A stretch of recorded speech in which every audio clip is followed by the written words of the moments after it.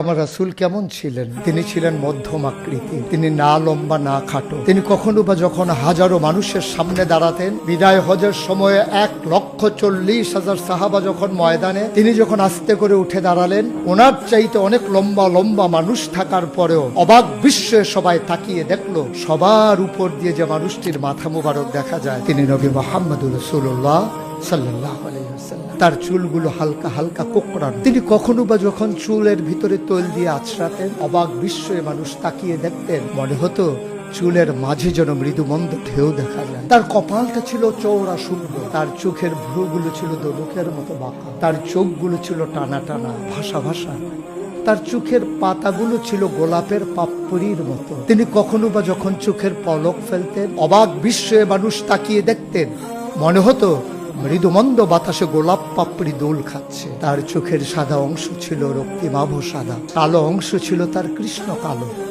তার ঠোঁটগুলো ছিল গোলাপি রঙের, তার নাকটা ছিল খাড়া, ছিদ্রগুলো ছিল ছোট ছোট, নাকের নিচে ঠোঁটের উপরে ছিল চিকন সরু গোঁফ। তিনি কখনো বা যখন মুচকি হাসতেন, তার গোলাপি রঙের ঠোঁট দুটো যখন একটু ফাঁক হয়ে যেত আর দাঁতগুলো যখন বের হয়ে যেত, মানুষ অবাক বিস্ময়ে খুঁজত কোথাও যেন বিজলি চমকিয়েছে।